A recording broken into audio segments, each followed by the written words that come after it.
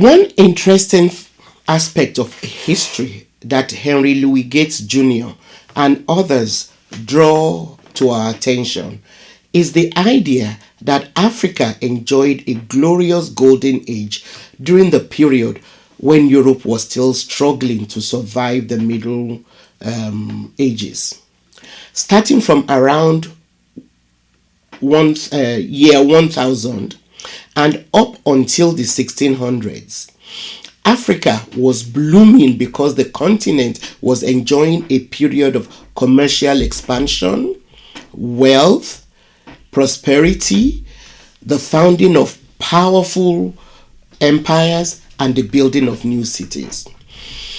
This episode will look at one of the earliest of the great sub-Saharan kingdoms.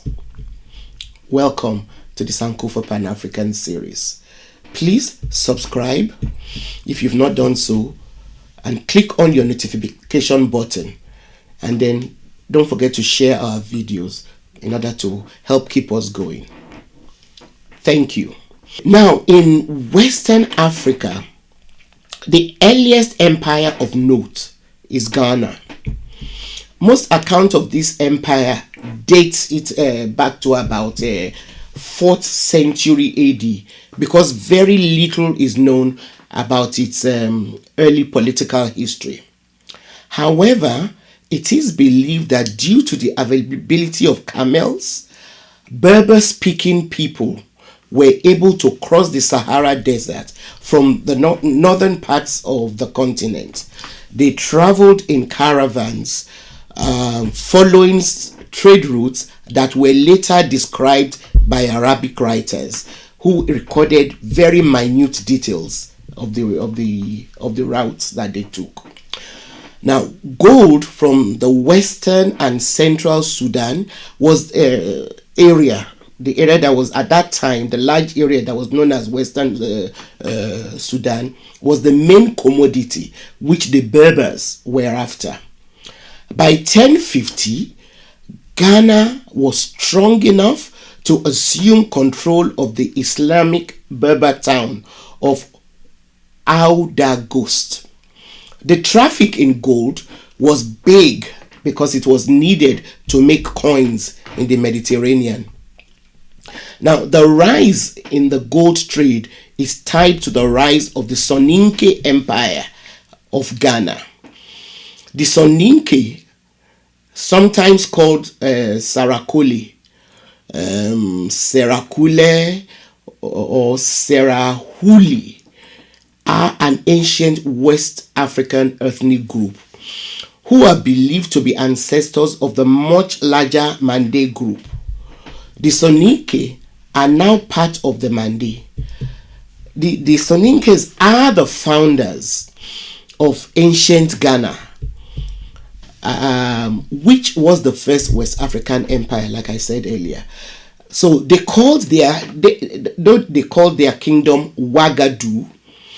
And according to John G. Jackson, some of the Soninke clans that formed the ancient empire of Ghana were the Sise, Drame, Sila, and Kante. These clans operated a division of labor with which they regulated various social, economic, and government functions. Now, for example, the Sise clan ruled, while the Kante clan provided artisans such as goldsmiths, silversmiths, and blacksmiths. Other clans were in charge of agriculture, animal husbandry, etc. Now, although the empire became known as Ghana Empire, this was the name that they called their ruler in their Mande language. It means warrior king. Like I said, they called their kingdom Ouagadougou. The kingdom grew into an empire by annexing lands around it because it possessed weapons and tools which made it more advanced than its neighbors. The name Ghana became associated with the empire as the fame of its emperors and warrior kings grew. And so the name Ghana then became synonymous with the empire. So the rulers of Ghana also served as the commander of the army. However, when he died, he could not be succeeded by his son. Rather, he was succeeded by the son of his sister. In this regard, the Soninke were like other matrilineal African groups. The Ghana Empire had an efficient army which helped it to withstand invaders and keep peace within its borders.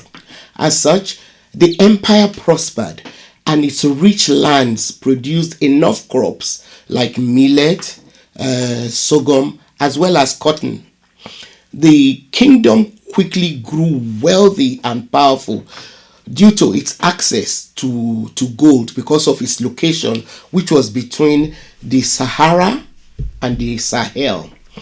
Its location was also allowed it to open up trade routes from these two places, that is the Sahara and the Sahel, as well as into the West African hinterland.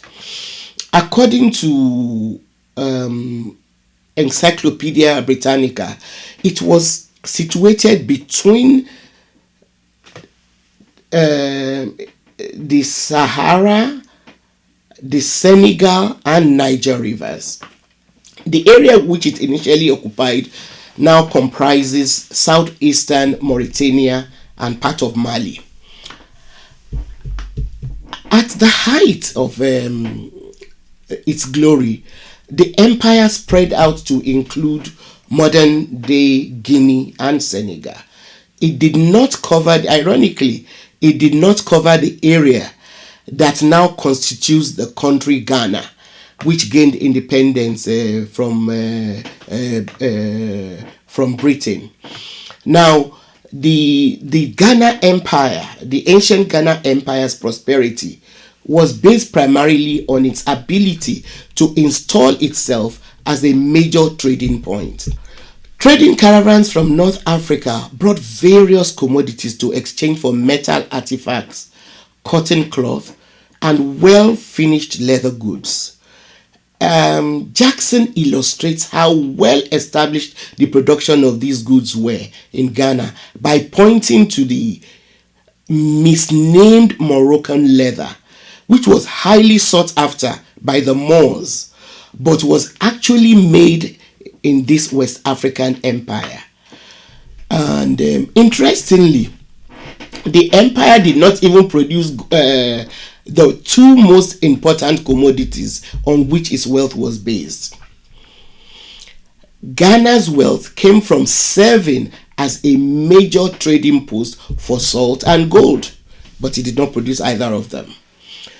Kumbi, the capital of the empire, was located strategically enough so that traders from areas north of the Sahara Desert who had an abundance of salt could trade it there in Kumbi for gold from an area called Wangara, which had rich gold mines. The traders of the empire served as middlemen and paid taxes to the government for their trade. John G. Jackson also provides a very vivid and interesting account of the way this lucrative trade, which took the form of a silent or dumb barter, was conducted. According to him, North African merchants who had salt and other goods to trade for gold would go to the ancient empire of Ghana, and the traders from the empire who served as middlemen would escort them and their goods to a riverbank close to the gold mines.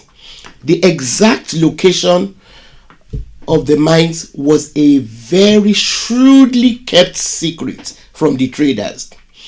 When the Ghanaian middlemen arrived at the river bank with the North African traders, They would deposit the goods, and they had in individual heaps.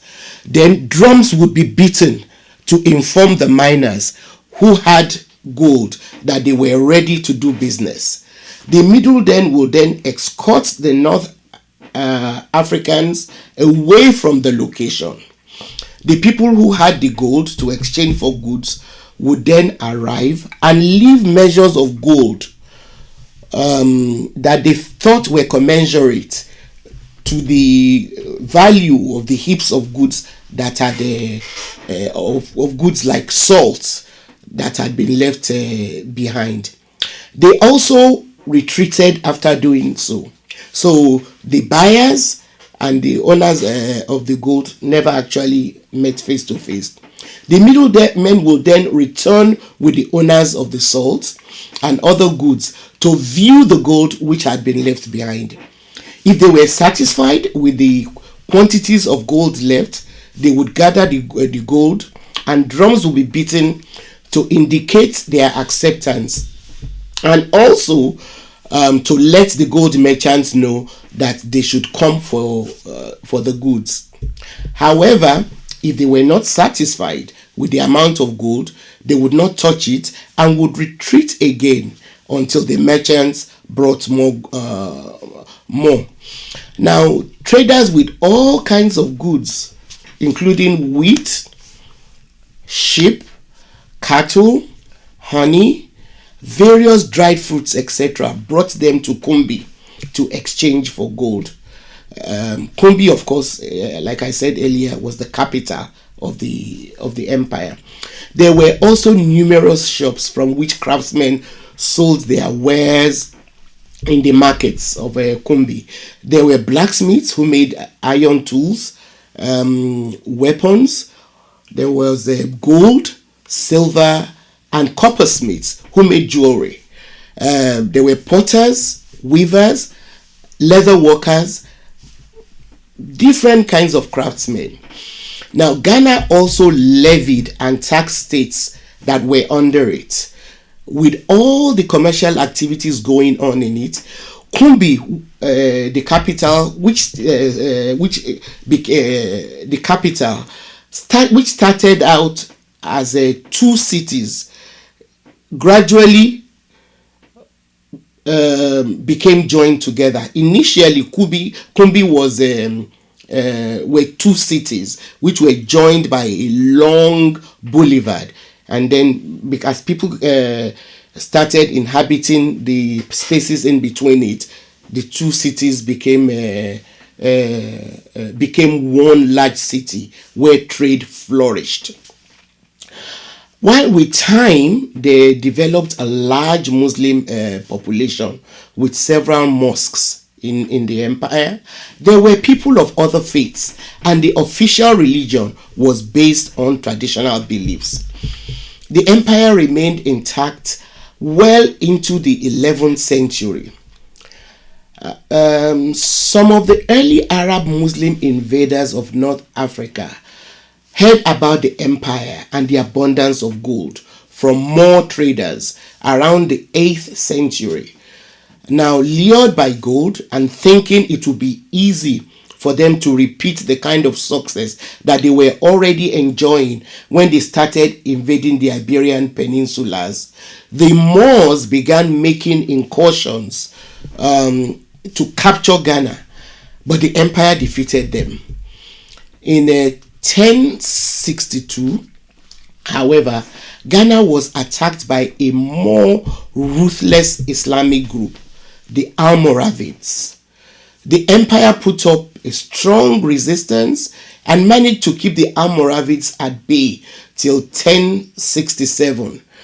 But for the next 20 years, the Almoravids kept attacking, and then it compelled the Ghanaians to submit to Islam and started collecting taxes from them. They were ruthless in asserting their reign and massacred those who tried to resist them. Due to its own internal wrangling, however, the Almoravids disintegrated and lost hold of power. that they held in Ghana by 1087.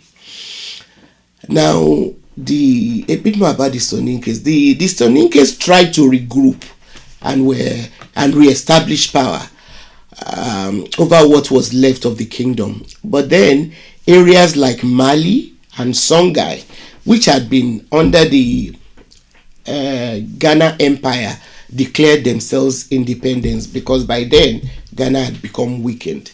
Finally, by 1235, Mali captured the kingdom, sacking the magnificent commercial city of Kumbi, which tried to resist. Thank you for being a part of this Sankofa Pan-African series episode. Do continue to support us by sharing our videos. Give us a thumbs up if you like them, and keep your questions coming through the comment page, and also keep us engaged on the community page. The next episode we'll be looking at Mali, so look out for that. Bye.